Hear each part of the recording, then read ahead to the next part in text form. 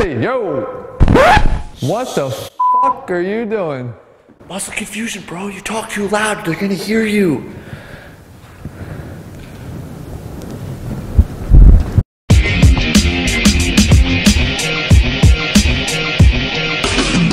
What's up, guys? Jeff Cavalier, AthleteX.com.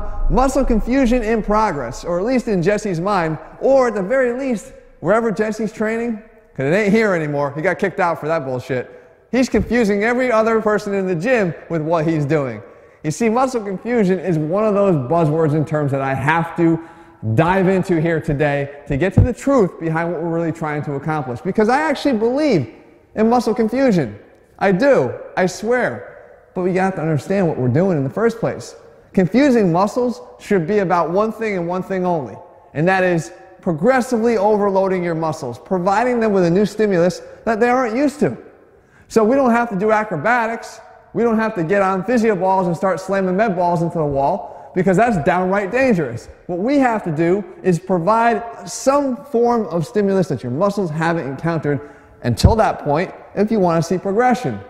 So, you ready? I'm going to give you a great demonstration right here of a possible way to create muscle confusion. All right, here we go. We're going to count down. 3, 2, 1, bam. There's muscle confusion right there. Let's say I squat at 225, and that's what I'm used to doing all the time.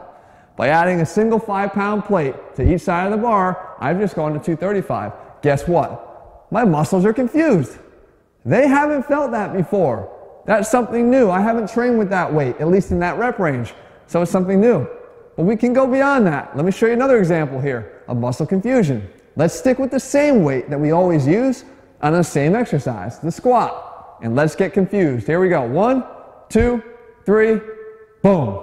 I squat, and now I'm confusing myself. But in a good way, because now I'm doing a pause squat. You see, this pause squat is a tempo alteration that my muscles haven't felt before. If you haven't done pause squats before, they're a great way to introduce a new stimulus, i.e. confusion, to your muscles that will demand that they adapt to it and get bigger and stronger and more able to handle that stress in the future.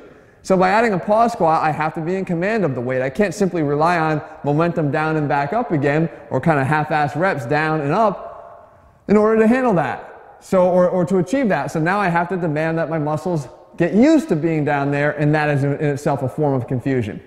But we can do other things too. We can bring out the new exercises. I'm not saying don't bring out new exercises. I'm all for new exercises, but with a purpose.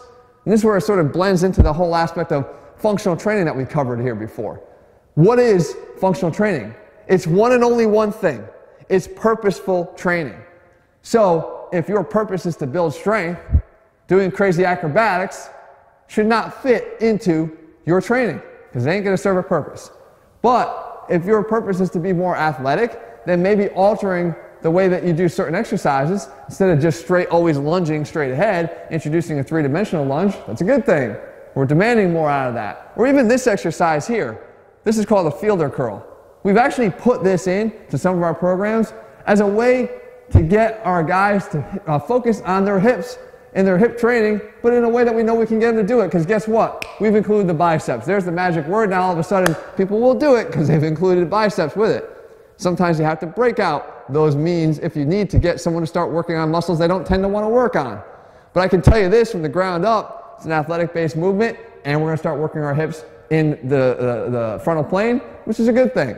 But the bottom line is this: a form of confusion should always be sought after, because to me, that means that you're looking for some way to challenge your muscles in a way that they're not used to. Confuse them. But don't start looking to gimmicky, stupid, acrobatic exercises, if that's what you want to call them, to create muscle confusion. Because all it's going to do is, like I said, leave everybody else in the gym confused as to what you're actually trying to accomplish in the first place, and probably leave you disappointed in the results that you see. Guys, if you're looking for a program that puts the science back in strength, head to AthleteX.com right now, and I'll show you how to make the right progressions to always keep the gains coming. Because we know that we can easily plateau, especially if you're drug-free in training.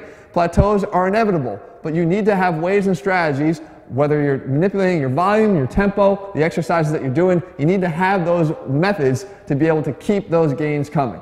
I'm going to show you how to do that over in our program. In the meantime, if you found this video helpful or enlightening, leave your comments and thumbs up below, and I'll make more of what you want to see in the future. All right, guys, I'll see you soon.